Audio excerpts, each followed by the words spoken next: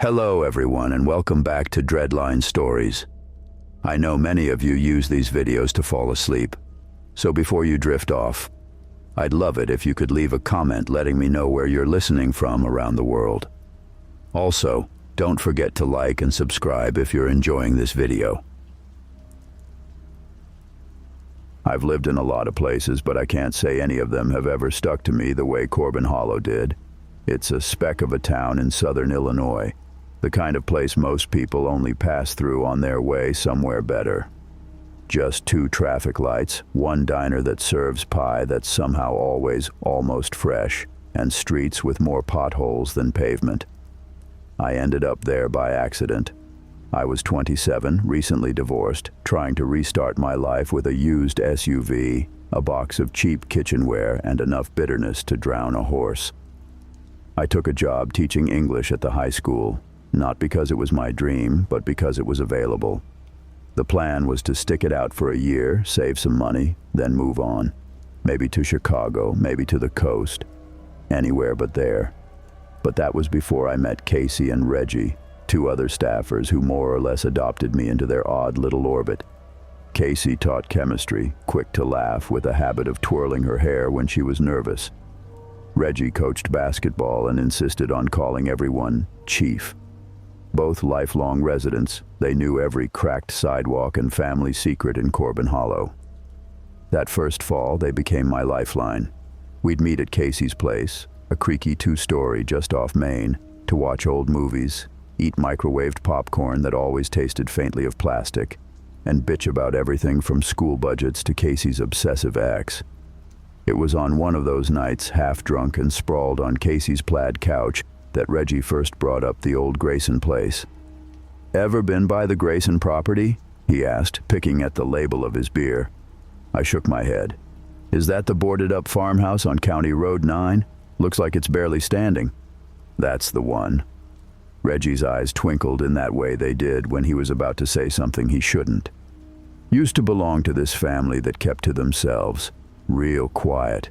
Then one day, poof, gone. Left everything behind. Food on the table, clothes in the drawers, TV on, like they just walked out in the middle of living." I rolled my eyes. "That's got to be an exaggeration. People love a ghost story." "It's not just a ghost story," Casey cut in, voice dropping. "Kids who sneak in there say it's weird inside, like things move. Doors that were open when they went upstairs are closed when they come back down. One girl said she found her own name scratched into a wall, and she'd never been there before." "Okay, now you're just messing with me." "Swear to God," Casey said, crossing herself dramatically. Reggie grinned. "Halloween's coming up. We should take the new guy out there, give him the full Corbin Hollow initiation." Casey threw a cushion at him. "That's not funny. People get hurt messing around out there." But I couldn't help myself. "Actually," I said, feeling the bourbon make me brave, "maybe we should. Prove it's all just a busted house and old stories." A week later, we did exactly that. It was a chilly October evening when we piled into Reggie's pickup, the bed rattling with every bump. Casey sat in the middle, bundled in her oversized cardigan, and I sat by the door, trying to act less nervous than I was. The road to the Grayson house was little more than gravel and weeds, winding through patches of skeletal trees. The sun was sinking fast, bleeding out behind a thick row of pines, and by the time we pulled up, full dark had swallowed everything. The house itself looked worse up close. The paint was long gone, the wood warped and sunken like a face missing teeth. Windows gaped empty, shards of glass glittering on the porch. A faint smell of mold hit us the second we stepped out. "Welcome to the Grand Tour," Reggie announced, flipping on his flashlight with exaggerated flair. Casey grabbed my arm. "If I see so much as a spider, I'm running back to the truck." Inside, it was somehow colder. The air tasted stale like rot and old paper. Our lights darted over peeling wallpaper, a broken rocking chair, picture frames hanging crooked. I tried to shake off the feeling that we weren't alone, that the darkness itself was watching us. We wandered room to room. Most were empty except for trash and water stains. In the kitchen, a rusty kettle still sat on the stove. The floor was littered with yellowed newspapers from the early 2000s. It all felt frozen, abandoned in the middle of routine. Then we found the staircase. It wound up narrow and steep, the banisters splintered in places. Reggie went first. Casey squeezed my hand tight and followed, and I brought up the rear, half expecting the steps to collapse under me. Upstairs was worse. The hallway was lined with closed doors, the carpet matted with decades of grime. Reggie tried the first door, locked.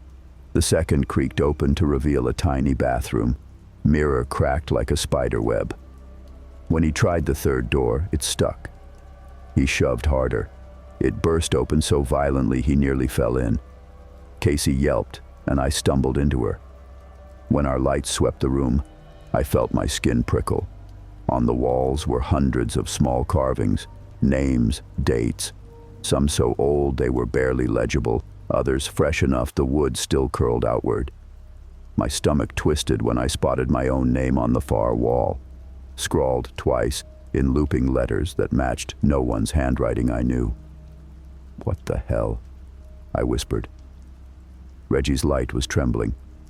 "All right, that's enough for me. Let's..." Then we heard it. A soft thump from somewhere deeper in the house, followed by the unmistakable sound of footsteps, slow, deliberate. Casey grabbed my arm so hard her nails dug in. "That's not funny, Reg." Reggie shook his head, eyes wide. "It's not me." We bolted, down the hallway, crashing into each other, down the staircase that felt twice as long now, out into the cold. We didn't stop until we were inside the truck, doors locked, hearts trying to claw their way out of our chests. None of us spoke on the drive back. Casey stared straight ahead, Reggie kept a death grip on the wheel, and I kept checking the back seat, half convinced someone, or something, had climbed in with us. When we finally pulled into my driveway, I tried to laugh it off. Well, that was intense. Thanks for scaring the crap out of me. But Reggie didn't smile. He wouldn't even look at me. "Get some sleep, man," was all he said, voice rough. Casey squeezed my hand once before following him. Neither of them said goodnight. That was only the beginning. The next morning, I woke up to find muddy footprints on my front porch, leading up to my door, then back down again. Too large to be Casey's, too narrow to be Reggie's work boots. That evening, as I sat grading papers, my phone buzzed with a new text from an unknown number. "You shouldn't have come." I stared at it until the screen dimmed, my pulse a frantic drumbeat in my throat. When I looked up, through the thin curtain covering my living room window, I could swear I saw someone standing across the street. Just a silhouette, watching. I wanted to call Casey, or Reggie, or even the police. But something in me, stubbornness, fear of looking crazy, held me back. So I sat there, waiting, watching them watch me. I tried to get on with my week. I went to work, handed out pop quizzes, pretended to care about comma splices, but the normalcy felt like a cheap mask stretched over something uglier. Every shadow seemed to stretch a little too long. Every knock at my door made my stomach tighten. 2 days after we visited the Grayson place, Casey stopped showing up to work. At first, people just shrugged it off. It was flu season after all. But by the 4th day, Reggie pulled me aside in the teacher's lounge, his broad shoulders blocking the doorway like a wall. "You heard from Casey?" he asked, voice low. "No," I said. "I was going to text her tonight." Reggie looked older somehow. Deep lines cut around his eyes, and his usual cocky smirk was nowhere to be found. "I tried. She won't answer me either. I drove by her place yesterday. Her car's there, but she didn't come to the door. So she's probably just sick." "Yeah," Reggie said, but he didn't sound convinced. That night, I couldn't sleep. I lay on the couch with some mindless sitcom droning in the background, but my attention kept snagging on every tiny creak of my old house. At some point, I must have dozed off. I woke up to my phone buzzing on the coffee table. It was nearly 3 a.m. The screen glowed with a new text from an unknown number. "Look outside." My breath caught. I stayed frozen, watching the screen until it dimmed. Then it lit up again. "Now." Slowly, feeling like my legs were made of wet cement, I stood and tiptoed to the front window. I eased the curtain back just an inch. There, standing across the street under the street lamp, was Casey. Or at least it looked like Casey. Same red cardigan, same tangled hair, but her head was tilted too far to the side, almost resting on her shoulder, like something was wrong with her neck. She didn't move, didn't wave, just stared straight at my house. I dropped the curtain and backed away, my heart slamming so hard I could feel it in my teeth. When I finally worked up the nerve to look again, she was gone. I didn't sleep the rest of the night. The next morning, I called Reggie. "She was outside my house last night," I blurted the second he picked up, "or something that looked like her." Reggie was quiet for a beat. Then, "Stay put. I'll be there in 10. When he showed up, he didn't waste time, didn't even sit down. "We're going back to the Grayson place," he said. I stared at him. "Are you insane?" "You saw her too," he snapped. Or it. And Casey's not answering. Whatever's happening started there. I don't know how else to stop it. It was reckless. It was stupid. But some dark, desperate part of me agreed. So we grabbed flashlights and a crowbar and drove. The Grayson house looked the same. Maybe worse. The front porch sagged even lower, and new claw-like marks raked across the doorframe. I tried to pretend they were just from raccoons. Inside, the air felt thicker, like the house was waiting for us. Dust motes floated in our flashlight beams like tiny ghosts. We didn't speak as we climbed the stairs. When we reached that hallway with the carved names, I had to force myself not to look at the walls. Reggie tried the door at the end. It opened on the first try, slow and silent. The room beyond was larger than I remembered. The wallpaper was peeling in long strips, revealing rotted wood beneath. And in the center of the floor sat a single wooden chair. Reggie stepped inside first. "Casey?" he called, voice cracking. "You in here?" No answer, just a faint scraping sound, nails on wood, coming from somewhere deeper in the shadows. Suddenly the door slammed shut behind me. The flashlight fell from my hand and rolled across the floor, throwing crazy tilted beams of light up the walls. I lunged for the door and yanked, but it wouldn't budge. "Reggie!" I shouted. "Help me!"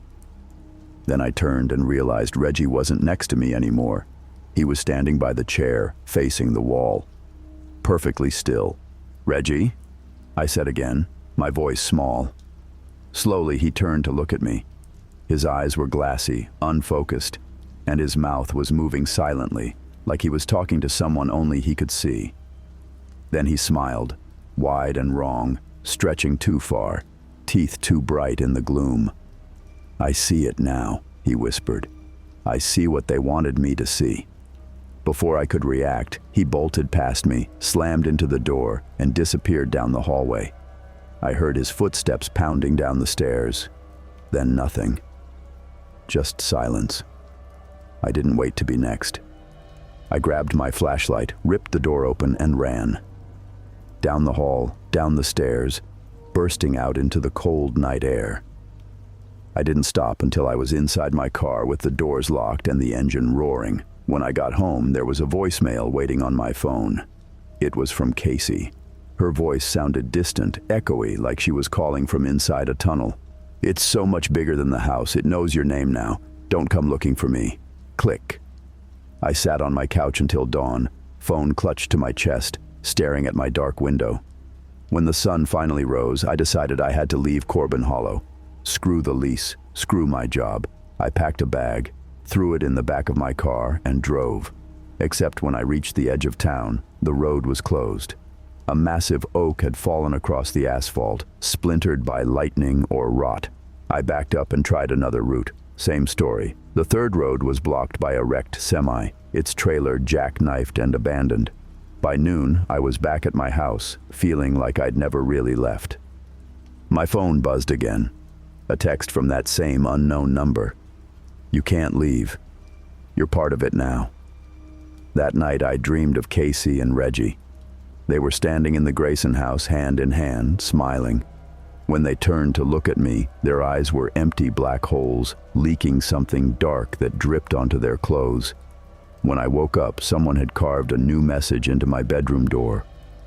"Welcome home." I stumbled back, heart slamming, bile rising in my throat. It was carved deep, splintered at the edges, as if done with a hunting knife. I called the police. I called anyone who might care. They came, looked around, found nothing. No prints, no signs of forced entry, no footprints in the mud outside my windows. The local deputy told me it was probably kids playing a prank, but that didn't explain the footprints I found later in my kitchen. Muddy, bare, leading from the back door all the way to the foot of my bed. I tried to sleep somewhere else, a dingy motel outside town.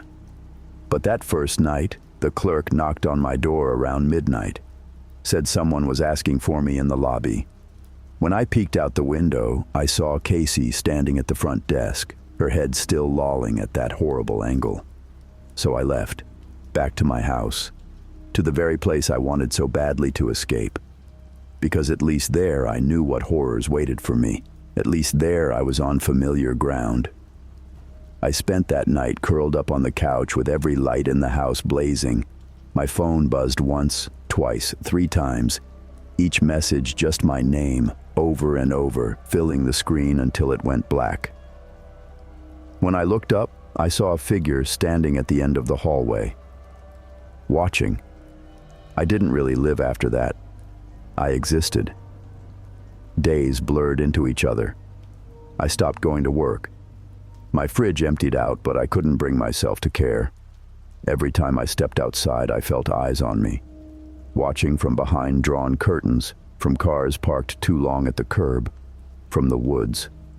One morning, I woke to find dozens of dead crows scattered across my lawn, wings twisted, beaks broken. Their black feathers littered my porch like confetti for a funeral.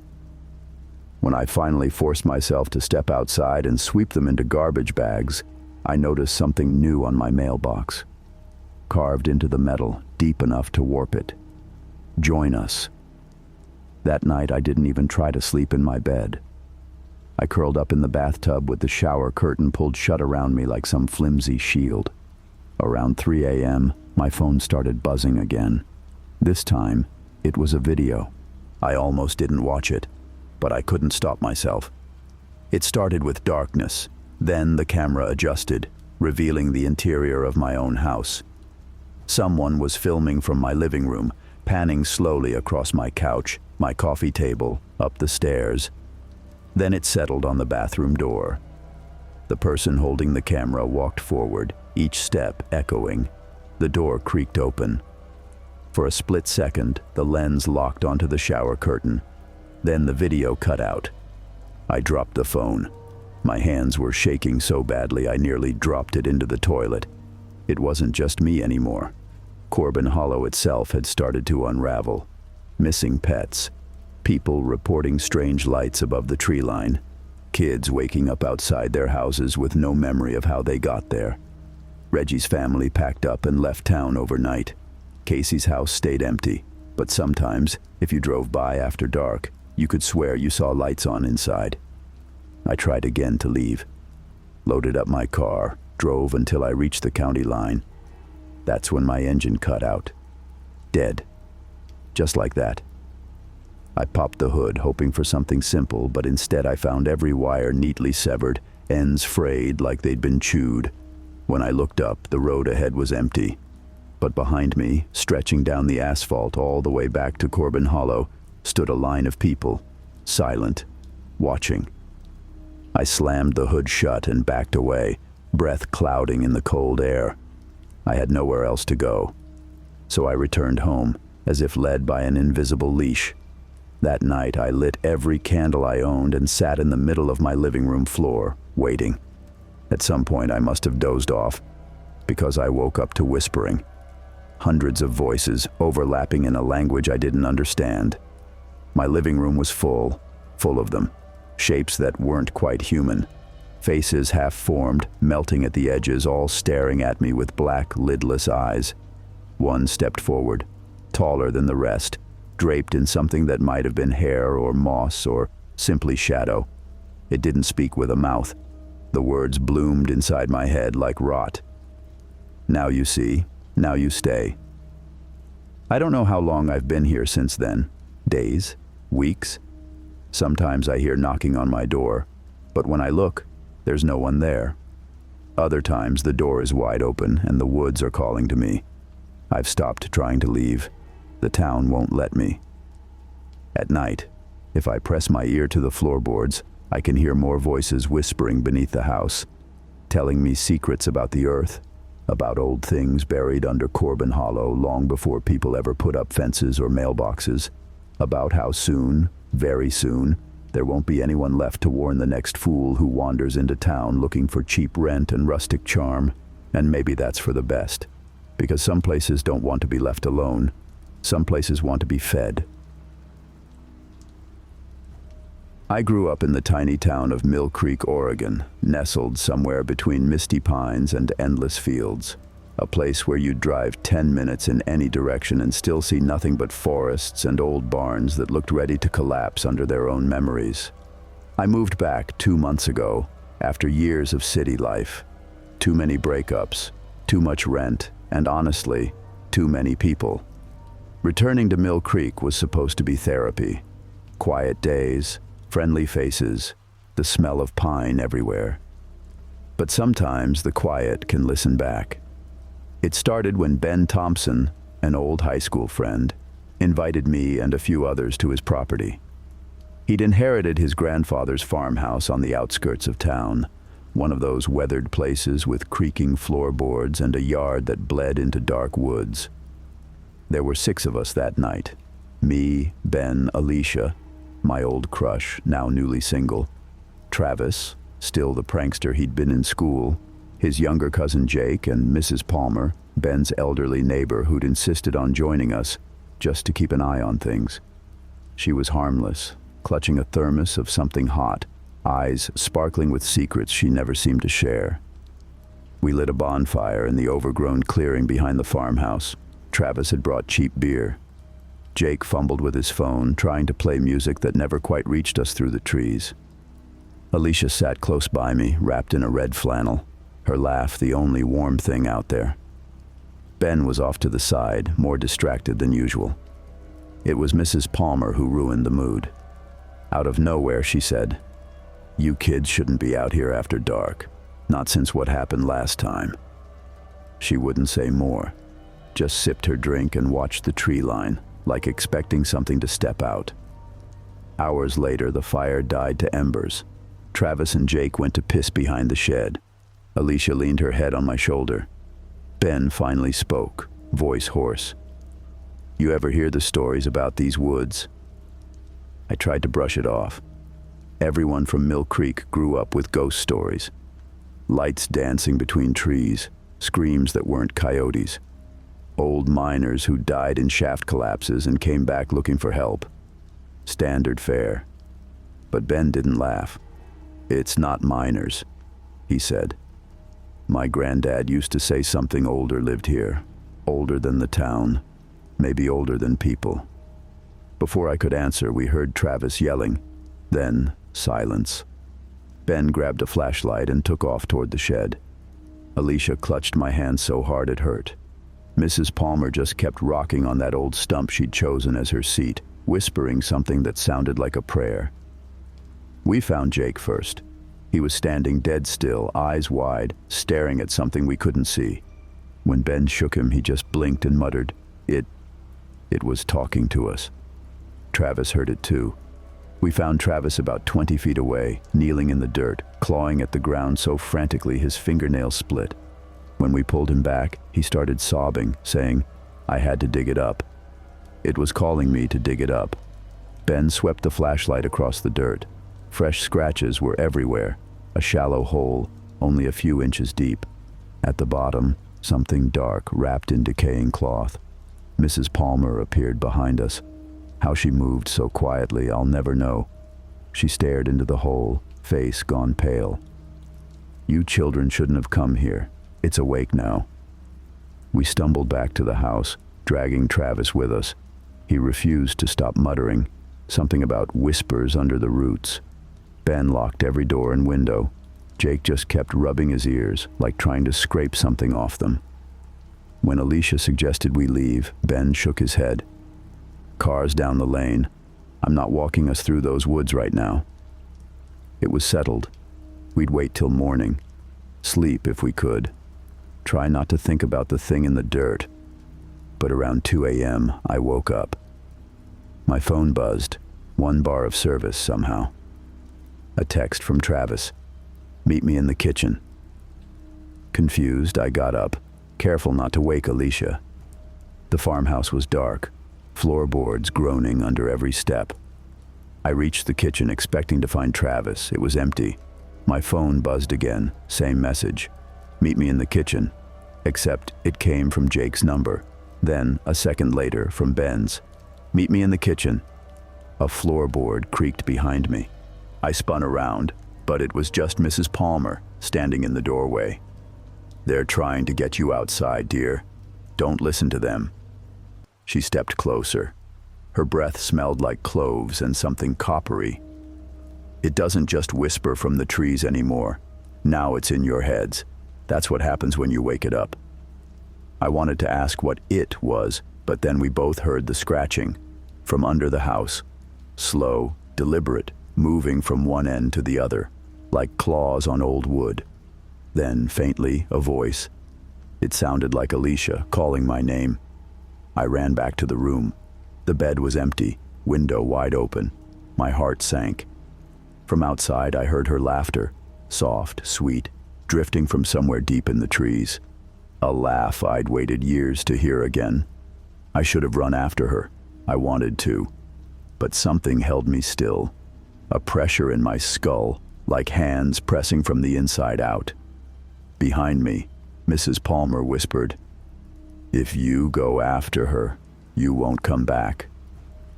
And for the first time in my life, I believed it. I stood there, paralyzed by fear, and by something else I couldn't name. A cold weight inside my chest, pressing down so hard it was difficult to breathe. Outside, Alicia's laughter carried through the trees, playful, lilting, almost flirtatious. It sounded just like her, but wrong in some subtle way I couldn't place.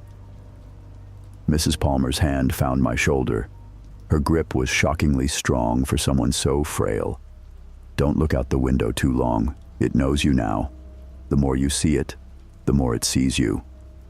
I couldn't help myself. I peered out into the darkness. Moonlight spilled across the yard, illuminating tangled grass and the edge of the tree line. That's where I saw Alicia, or what looked like Alicia, standing barefoot in her pajamas, waving me toward her.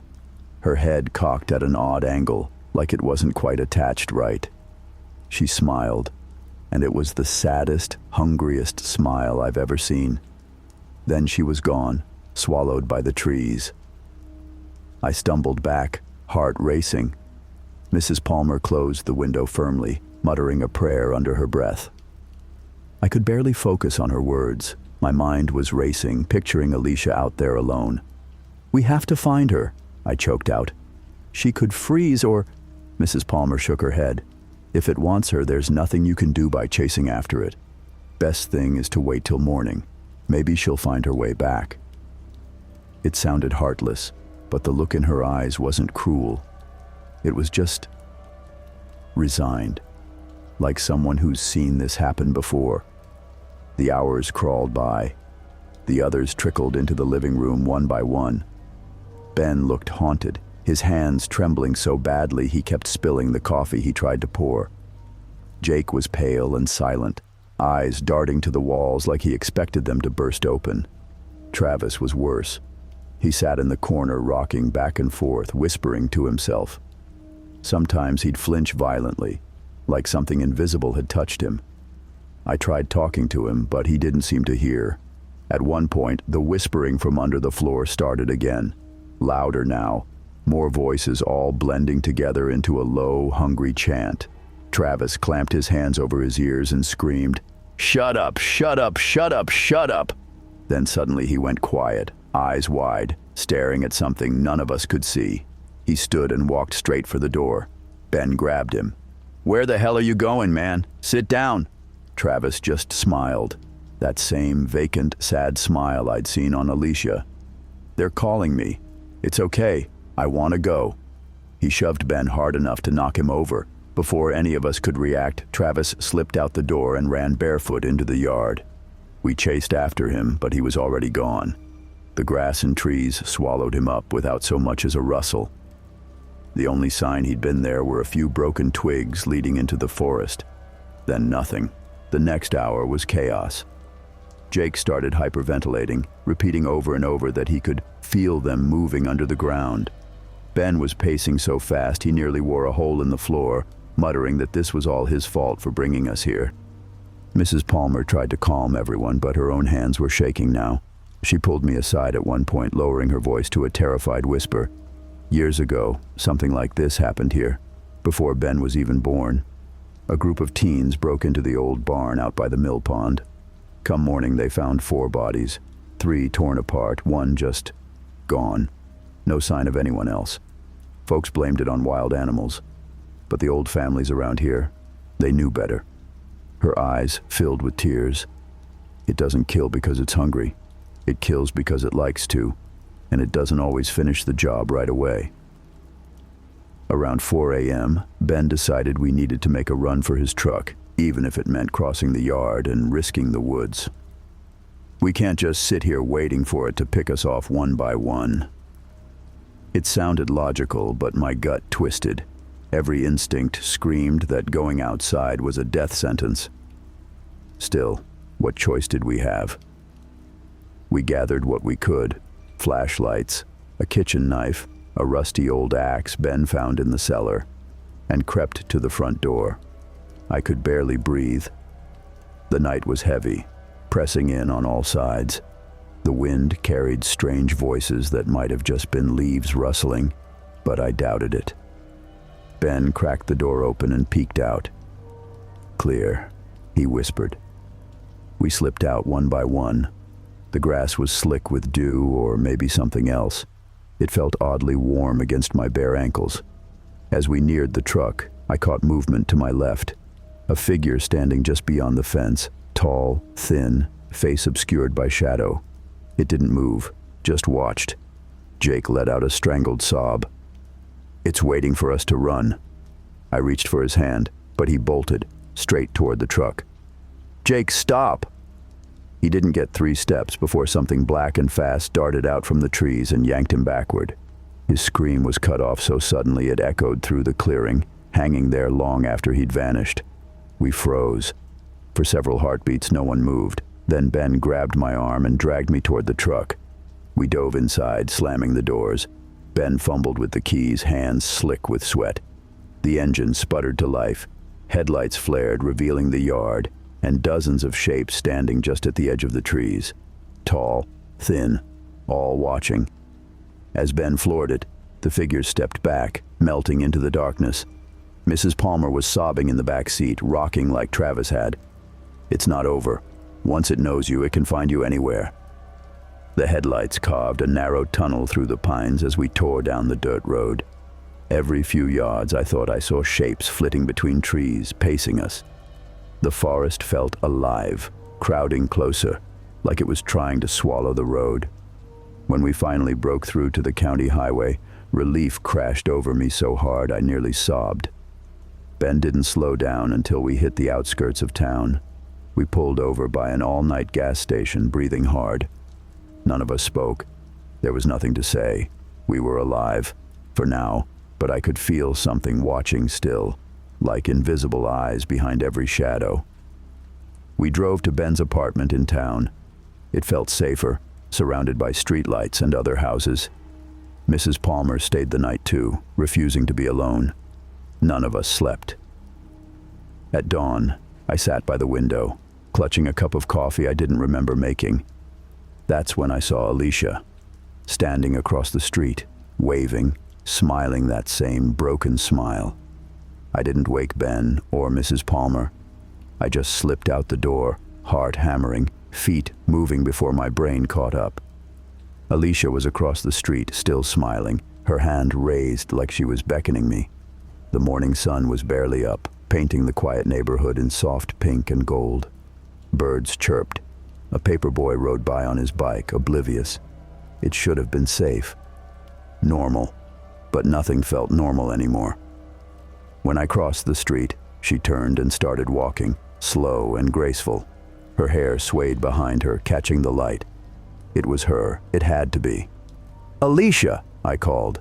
She didn't turn around, didn't say a word, just kept drifting down the sidewalk, deeper into the maze of sleepy suburban streets. I followed, past tidy lawns and picket fences, past mailboxes with cute painted names, past dogs that barked nervously from behind gates. My feet hurt, my lungs burned, but I couldn't stop. Eventually we left the neighborhood altogether, winding onto a dirt path that cut behind an old rail yard. Alicia stayed just ahead, never more than 10 paces, glancing back occasionally with that same soft smile. Then she stepped into the trees. It hit me then, hard, like being punched in the gut. I shouldn't follow. Everything in me screamed to turn around, to run back to town and never look over my shoulder. But when I tried to stop, my legs kept moving. I pushed into the trees. The air changed immediately, thicker, cooler, heavy with the smell of damp earth and moss. The light dimmed even though it was still morning. I stumbled over roots and ducked under low-hanging branches. Up ahead, Alicia paused by a wide old oak. For a brief, hopeful second, I thought maybe she was back, really back, and all the horror was just stress and nightmares. But when she turned, her eyes were wrong. Too dark, too deep, like there was nothing behind them at all, just empty rooms echoing with something else's laughter. I stopped dead. "Alicia." She tilted her head. Then her mouth opened far too wide, not screaming, smiling, wider and wider until it split her face nearly ear to ear. "You're almost home." Her voice wasn't hers. It was a chorus, dozens layered on top of each other, some weeping, some giggling, some growling. I staggered back. That's when the forest changed.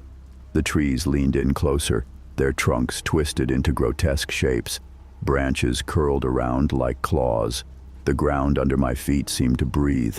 Figures began to emerge from behind the trees, tall, thin, the same shapes we'd seen outside Ben's cabin. Only now I could make out faces, all stretched and wrong, mouths gaping in silent screams. One reached out to touch me. I flinched back, but its hand passed through me like cold smoke. I felt it inside me, probing, tasting. I spun around to run. Alicia, or whatever wore her face, watched me go, still smiling, her head twitching at a sickening angle. I don't remember getting back to town. I just remember bursting through Ben's apartment door, gasping, collapsing on the floor. Ben and Mrs. Palmer were there immediately, lifting me up, guiding me to the couch. They'd been worried sick, said I'd been gone for hours. The sun was already dipping low again. I didn't try to explain. There were no words that wouldn't sound like madness. That night, we all stayed in the living room, lights blazing, trying to pretend that would keep us safe. Ben had found some old holy water and salt, his grandmother's superstitions, and lined the windows and doors. Mrs. Palmer sat clutching her rosary so tight her knuckles were white. Around midnight, the whispering started again, not outside, inside, coming from the walls, the floorboards, the dam's ceiling, little snatches of voices we knew, Travis, Jake, even Alicia, laughing, whispering my name. Then came the tapping on the windows, soft at first, then louder, scratching, like long nails or claws dragging across the glass. Ben was pacing, shotgun clutched so tight his fingers looked ready to snap. "We can't just wait here to die." But what else could we do? Run? Where would we go? It followed us from that cabin to town. It wanted us to run, so it could hunt us all over again. Just when I thought the windows would shatter from the relentless scraping, everything went silent. The quiet was worse somehow. Thick, expectant. That's when the power died. The room plunged into darkness, only the thin moonlight through the windows casting eerie shadows. I couldn't see Ben or Mrs. Palmer, but I could hear them breathing. Fast, shallow, then movement. Something brushed past me, too tall to be either of them. I heard Mrs. Palmer let out a tiny, terrified whimper, then a wet, ripping sound. Ben fired the shotgun. The flash lit the room for a split second, enough to see Mrs. Palmer crumpled on the ground, something tall and eyeless standing over her, mouth open impossibly wide. Then darkness again. Ben fired again. I couldn't see what he hit, but there was a shriek, high and furious, echoing around us. The walls seemed to ripple, paint cracking, plaster falling like dust. I grabbed Ben's arm. "We have to go now!" We didn't bother with the door. We threw a chair through the window and dove out onto the lawn, cutting ourselves on broken glass. Then we ran. Down the street, through neighbors' yards, vaulting fences. I didn't care where we went, only that it was away from there. We didn't stop until we reached Main Street, lit up by neon signs and the steady stream of cars. Normal people, normal life. Ben dropped to his knees, sobbing. I just stood there, covered in cuts, feeling like a shell. Hollow. Watching every shadow stretch just a little too long, every passerby's face linger on mine with blank, hungry interest. It's been weeks since that night. Ben left town, says he's going to stay with family on the West Coast. I'm still here, trying to pretend it's over. But at night, when the wind's just right, I hear it. The soft laughter, the scratching. And sometimes I wake up and there's dirt under my fingernails. Pine needles in my bed. Like I've been walking in the woods again, though I have no memory of it. I keep telling myself it can't follow me forever. But deep down, I know the truth. Some places never really let you go. They say you can measure a town's secrets by how quiet it gets after dark. In Denslow, Ohio, population barely over 1,000, that silence was thick enough to choke on. A month ago, if you'd asked me to sum up life here, I'd have called it slow, maybe even comforting. Folks nodded to each other on Main Street. Kids ran barefoot through sprinkler mist, and we all trusted each other enough to leave doors unlocked. Funny how quickly everything changes. It started one muggy Thursday evening when my buddy Matt and I decided to walk down to Slattery's, the only bar worth mentioning. We'd grown up together, him and me. Two troublemakers turned slightly less troublesome men in our late 20s. Lately, though, Matt hadn't been himself. Jittery, distracted, always checking the time on that battered old wristwatch of his. We were halfway through our second round when he leaned in close. His eyes darted around the bar, then settled on me with an intensity that raised the hairs on my arms. "Trevor," he whispered, "you ever hear of the missing hour?" I laughed, thinking it was one of his stories meant to spook me. Missing hour? Like daylight savings, got drunk and forgot to set the clocks back? But Matt didn't smile. He gripped his glass so hard I thought it might shatter. "No, man, I'm serious. Last Tuesday I woke up at 3:17 a.m. on my porch. No clue how I got there. My phone was dead, my shirt was damp, and there were muddy footprints on my kitchen floor, leading out, not in. I lost an hour, maybe more. I tried to brush it off, but deep down it made something cold stir in my gut. I'd been having weird nights myself, dreams of standing out in the cornfields, staring at something I couldn't see, with a faint droning sound in my ears. I never mentioned it because what was there to say? Everyone dreams. Everyone has restless nights. 2 days later, it wasn't just Matt. People all over town began whispering about lost time. Old Mrs. Cranley claimed she dozed off in her rocker and woke up in her cellar, holding a flashlight she swore she hadn't owned in years. A teenager named Drew insisted he blacked out in his bedroom and came to in the woods behind his house, scratches all up his arms. Sheriff Hargrove said folks were overreacting. Summer heat's cooking brains. But even he looked paler than usual. I might have ignored it all if not for the night Sarah disappeared. Sarah and I had been seeing each other for a few months, slow and easy. She worked at the library, knew the difference between being quiet and being timid. Her smile made me think about things like futures and forever. That Saturday night we sat on my porch, lightning bugs winking in the dark. She mentioned she'd started having those missing hours too. Yesterday morning I found dirt under my nails and a pebble in my shoe, she said, voice trembling. I don't remember leaving my bed. It's like something borrowed me for a while and brought me back. We promised to look out for each other. I even joked about tying a string around our wrists. That was the last time I saw her. Sarah didn't show up for work Monday or Tuesday. By Wednesday, half the town was combing through fields and back roads. Sheriff Hargrove organized the official search parties, but plenty of us went out on our own. Matt and I stuck together, trudging through waist-high grass behind the old train depot. We didn't talk much. The air smelled wrong, like metal and rain, even though the sky was clear. Then we found something. Not Sarah. It was a circle burned into the ground, maybe 20 feet across. Blackened dirt, no grass left at all. In the center lay a pile of stones stacked into a little tower, almost like a cairn. Matt reached out, then jerked his hand back. Hot, he muttered. It's warm, Trevor, like it's fresh. That's when we noticed the same kind of cairn further off, half hidden by brush.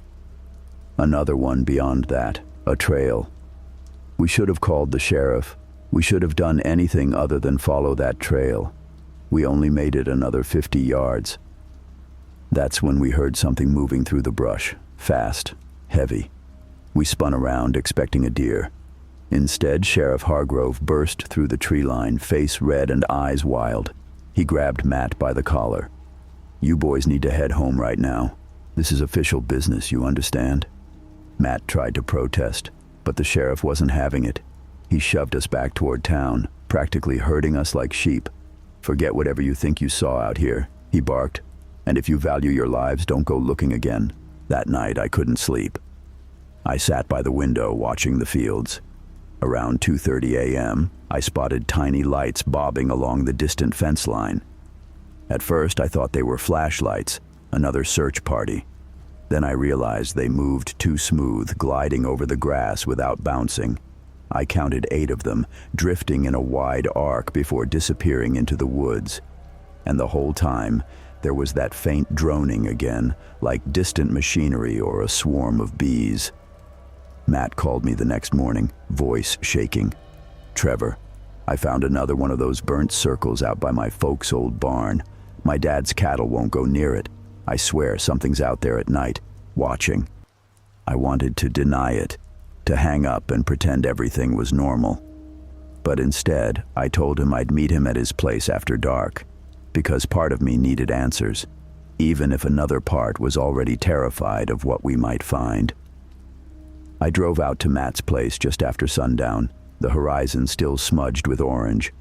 His family farm sat on the edge of town, weathered barn, sagging porch, cornfields that stretched off into darkness. The cicadas were screaming that night, louder than I'd ever heard. Matt met me out front, flashlight in hand. His hands wouldn't stay still. He kept rubbing his palms on his jeans, then wiping sweat from his forehead, even though it wasn't all that hot. Thanks for coming, he mumbled, eyes darting to the fields. I didn't want to be out here alone. We didn't waste much time. I followed him past the barn, down a dirt path rutted by old tractor tires. The sun was gone by then, leaving only the glow from my truck's taillights behind us. Everything ahead was swallowed by black. Where exactly is it? I asked. He just pointed ahead. You'll see. When we found the spot, it looked almost identical to the one behind the train depot, a perfect circle of scorched earth. The grass around the edge was singed, curling inward like tiny fingers. In the middle stood another cairn, this one topped with what looked like a scrap of cloth. I shone my flashlight on it and felt a chill lance through my gut. It was a piece of Sarah's sweater. Same color, same pattern of little white flowers. I knew because I'd bought it for her birthday. Matt sucked in a sharp breath. Shit, Trevor. But before he could finish, we heard it, a humming. No, more like a low vibration that made my teeth buzz. It was coming from everywhere at once, beneath our feet, through the air, even inside our heads. Then something moved in the field. We both spun toward the sound, flashlights slicing through corn stalks that waved without wind. My light settled on a shape, a figure, tall, impossibly thin, standing at the edge of the circle, its head cocked in a way that reminded me of a dog hearing something curious. Except this thing had no face, just a smooth, pale surface that glowed faintly in our beams. It raised an arm, long, jointed wrong, and pointed directly at me. I grabbed Matt by the sleeve. Run! We didn't look back. We crashed through rows of corn, leaves slapping our faces, dirt flying up with every frantic step. Behind us, the humming grew louder, swelling into a roar that made it feel like the ground might crack open. We burst onto the road by Matt's mailbox, nearly colliding with Sheriff Hargrove's cruiser. He jumped out, gun drawn, eyes wild. "Get down!" he shouted. "Both of you!" Matt and I dropped just as something ripped through the air overhead, fast enough to rattle my eardrums. A shape flashed by, too quick to see. Then it was gone, along with the noise. Silence fell so heavy I could hear my own heartbeat. The sheriff lowered his weapon and glared at us. "I told you boys to stay the hell away from those circles." Matt was shaking so bad I thought he might collapse. "What is it, Sheriff? What the hell is out there?" Hargrove scrubbed a hand over his face. For a second, he looked 10 years older. "You don't want to know. Trust me. This town's been paying a debt for a long time. Something our grandfather started. Every few years it comes calling. You'd be smart to keep your heads down until it passes." Then he climbed back into his cruiser and peeled out, tires spitting gravel. Just like that, we were alone again. Matt and I didn't sleep that night. We sat on his porch with rifles across our knees, jumping at every rustle. Around 3 a.m. we heard the humming again, faint and far off, drifting through the corn.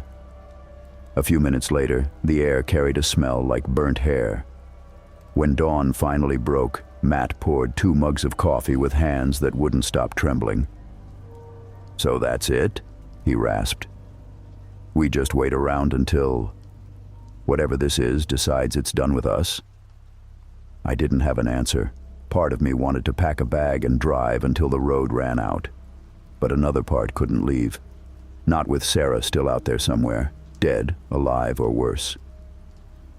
Later that day, I went by the library where Sarah worked.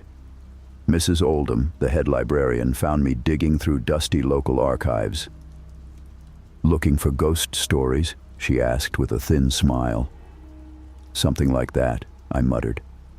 Turns out Rockford Hollow wasn't unique. Denslow had its own long history of missing hours dating back over a century. Old newspaper clippings spoke of mass sleepwalking incidents, cattle found drained of blood, even entire families disappearing overnight. Each time the town seemed to hush it up. The articles stopped suddenly in the 1970s, like everyone just agreed not to write it down anymore. The last thing I found was a ledger from the sheriff's office in 1978. In the margins, someone had scribbled a note. "Circle at Gallows Run. Offering accepted. Next cycle 2025. It made my stomach drop. That was this year. I shared it all with Matt. He sat on his porch steps, staring at the ledger like it might bite him. "They're feeding it," he whispered. "The sheriff, the town council, hell, maybe half the damn county. They've been feeding that thing so it doesn't take everybody." "Then why Sarah? Why your dad's land? Maybe it's random, or maybe they choose. Either way, we're screwed." We sat there a long while, the sun crawling down the sky. Eventually, Matt stood up. "Whatever happens tonight, I'm not hiding. If it comes for me, I'll face it." That scared me more than anything, because I realized I felt the same way. So we loaded up my truck with flashlights, rope, and Matt's old hunting rifle. We were either going to save Sarah, stop this thing, or die trying. By midnight, we were back at the burned circle near his barn. The cairn was gone. In its place stood something else, a dark shape about the size of a man, swaying slightly as though breathing. Matt raised his rifle. "Stay behind me." I didn't argue. The air was thick with that electric tang again. The humming started low, then climbed, drilling into my skull. The shape took a step toward us. I could see now it wasn't a man at all, more like a column of shadows with glimmers of dim light dancing through it, as if 1,000 tiny eyes were peering out. Matt fired. The shot cracked through the night, but the thing didn't flinch. It only raised an arm, long and jointed wrong, like the one we'd seen before, and pointed at Matt. He dropped the rifle, clawing at his chest. I caught him just before he hit the ground, his eyes rolling back. I screamed his name. The thing tilted its head, almost curious. Then it turned and drifted into the corn. Without thinking, I followed. I don't know how long I ran. My flashlight died, plunging me into absolute black. The humming grew louder, wrapped around me like a blanket. Then, abruptly, it stopped. When I clicked my light back on, I was standing in another clearing. This one was bigger, ringed by cairns that seemed to pulse with faint red light. In the center lay Sarah, eyes closed, hands folded on her chest, like she'd been laid out for burial. I stumbled toward her. Her eyes fluttered open. "Trevor?" she rasped. "It's so cold." I tried to pull her up, but the second our hands touched, the humming exploded again. The ground beneath us split open, swallowing us both. I woke up choking on dust and the sharp taste of iron. When I finally managed to open my eyes, I realized I wasn't outside anymore. A dull red light pulsed around me, as if coming from the very walls, though there were no lamps, no fire, no sun. Everything felt close and breathing, like the inside of some enormous throat. Sarah lay next to me. Her skin was cold, but when I shook her gently, she stirred, blinking in confusion. I pulled her upright and clutched her hand so hard it must have hurt. I couldn't bear to let go. We stood on what seemed to be solid ground, though it rippled slightly under our feet. Around us rose rough walls, slick and glistening, covered in runes that crawled and shifted when I tried to focus on them. The air was heavy and tasted faintly sweet, almost rotten. Far off, something massive stirred, sending a gust of wind that carried whispers not meant for human ears. I didn't have to tell Sarah to stay close. She pressed so tight against me I could feel her trembling through my shirt. Together we began to walk, though it felt more like the floor moved beneath us, carrying us along gently, irresistibly. We passed things I still can't fully describe. Shapes that hinted at faces with too many eyes, mouths that opened and closed without sound, long tendrils or limbs that slipped back into cracks when our light fell on them. Several times we heard crying, soft, plaintive, unmistakably human. Once I thought I saw Matt ahead of us, but when I called out his name, he didn't turn. He just melted into the wall like he'd never been there. I wanted to turn back, but every path behind us closed up as soon as we passed. Soon there was only one direction left to go. The tunnel widened until it became a cavern so vast my flashlight beam couldn't find the ceiling. The red light here was stronger, throbbing in time with some hidden heartbeat. At the far end stood a mound of stone or flesh, I couldn't tell which. It was covered in those shifting runes, and between them were embedded faces. Real faces. Eyes rolled in their sockets, mouths opened and closed as if trying to speak. Some I almost recognized. Old neighbors, a kid from high school, the butcher who'd disappeared last spring, all sunk deep in the mass, forever watching. In front of it stood Sheriff Hargrove. His hat was gone, his hair matted with sweat. When he saw us, he didn't look surprised, only tired. "I told you kids to stay away," he rasped. Sarah clutched my arm. "What is this place? Where are we?" "It's where it always ends," Hargrove said. "Every few decades it needs to be fed. It takes what it wants. Time, memories, bodies. But the Council, we steer it, make sure it doesn't take everything. That's the deal our grandfathers struck. Keeps Denslow safe, keeps the world safe. My head spun. So you've just been letting it happen? Letting it take people? It was supposed to be easier this time, Hargrove said. His voice broke then, and he actually looked ashamed. Smaller offerings. Just hours, dreams. But it's hungry again, more than ever. Something changed. The mound behind him shuddered, sending ripples across the floor. 100 eyes snapped open all at once, fixing on us. 100 mouths began to chant in a language that stabbed at my brain. Sarah screamed and fell to her knees, clutching her head. I tried to pull her up, but my arms felt weak, my thoughts leaking out like water through a sieve. Memories flashed. Christmas mornings, fishing trips with my dad, the first time I kissed Sarah under the bleachers, each one torn away, leaving holes that hurt worse than any wound. The sheriff staggered forward, raising his hands as if to ward it off. "No, you promised, you promised." The chanting grew louder. The floor split open in jagged cracks, revealing darkness below that seemed to stretch forever. The sheriff fell forward and was swallowed whole. His scream was cut off instantly. I held Sarah tight. Her eyes were wide, pupils blown huge, mouth opening and closing like she couldn't find words. We were sliding toward the cracks. I dug in my heels, but the ground was too slick, pulling us inexorably forward. Just before we reached the edge, Sarah jerked and twisted in my grip. Her hand shot up and grabbed my face, nails biting into my skin. She leaned close, her lips brushing my ear. "It chose me," she whispered. "It's in me now. Run, Trevor." Her voice wasn't right, layered, as if two people spoke at once. Then she shoved me with impossible strength. I flew backward, landed hard, skidding across the floor until I slammed against a wall.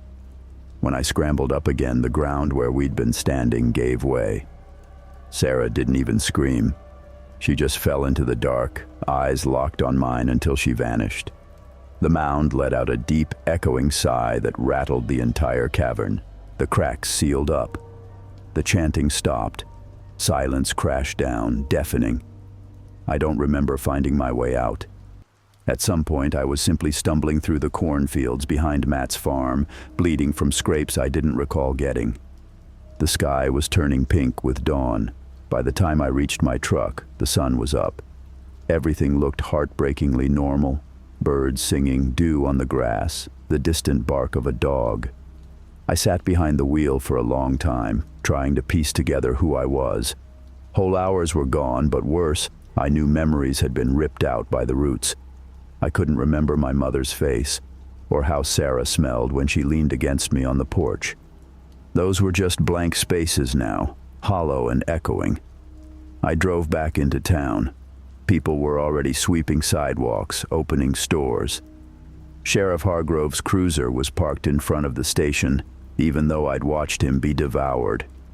When I went inside, a young deputy I didn't recognize greeted me with a polite nod. I didn't mention what happened, because I realized no one here would ever believe it. Or maybe they would believe it all too well and pretend not to, like they had for generations. That night I lay in bed, staring at the ceiling.